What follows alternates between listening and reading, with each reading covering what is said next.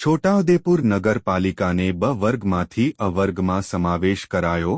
ધારાસભ્ય રાજેન્દ્રસિંહ રાઠવા અને સાંસદ જશુભાઈ રાઠવાની રજૂઆતના પગલે રાજ્ય સરકારે બ વર્ગમાંથી અ વર્ગમાં સમાવેશ કર્યો. નગરજનોમાં ખુશીનો માહોલ. ધારાસભ્ય રાજેન્દ્રસિંહ રાઠવા એ રાજ્ય સરકાર અને રાજ્યના મુખ્યમંત્રી ભૂપેન્દ્રભાઈ પટેલ સૌ નગરજનો વતી આભાર વ્યક્ત કર્યો. બાઇટ રાજેન્દ્રસિંહ રાઠવા, ધારાસભ્ય, છોટાઉદેપુર.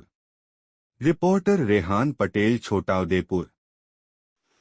આજે હું ગુજરાત રાજ્યના આદરણીય મૃદુ અને મક્કમ મુખ્યમંત્રી આદરણીય ભૂપેન્દ્રભાઈ પટેલ સાહેબનો છોટાઉદેપુર નગરપાલિકા અને છોટાઉદેપુરના સૌ નગરજનો વતી ખૂબ ખૂબ આભાર માનવા માગું છું.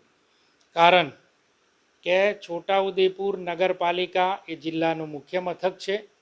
અનેક પ્રકારની કચેરીઓ છોટાઉદેપુરમાં બની રહી છે, બનેલી છે, જેના કારણે સમગ્ર જિલ્લાની જનતા એ છોટાઉદેપુર ખાતે આવતી હોય છે. અને જે રાજ્ય સરકારની પ્રથમ યાદી બહાર પડી એમાં છોટાઉદેપુરને બ વિભાગમાં મૂકવામાં આવેલું. પરંતુ છોટાઉદેપુરના ધારાસભ્ય તરીકે હું અને અમારા સાંસદ માન્ય જશુભાઈ રાઠવા આ બંને જણ થઈ અને માન્ય મુખ્યમંત્રીશ્રીને અમે રજૂઆત કરેલી અને એના ભાગરૂપે માન્ય મુખ્યમંત્રી સાહેબે છોટાઉદેપુર નગરપાલિકા એ છોટાઉદેપુર જિલ્લાનું મુખ્ય મથક હોય આને પણ અ વર્ગમાં સમાવેશ કરવા માટેનો નિર્ણય લઈ અને આદેશ કર્યો અને જેનો પરિપત્ર પણ થઈ ગયો છે.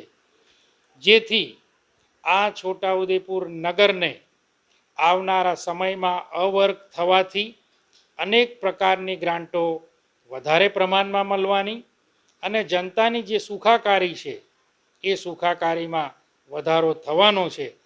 એને લઈ અને સૌ નગરજનો વતી હું માન્ય મુખ્યમંત્રી સાહેબ અને ગુજરાત સરકારનો ખૂબ ખૂબ આભાર માનું છું.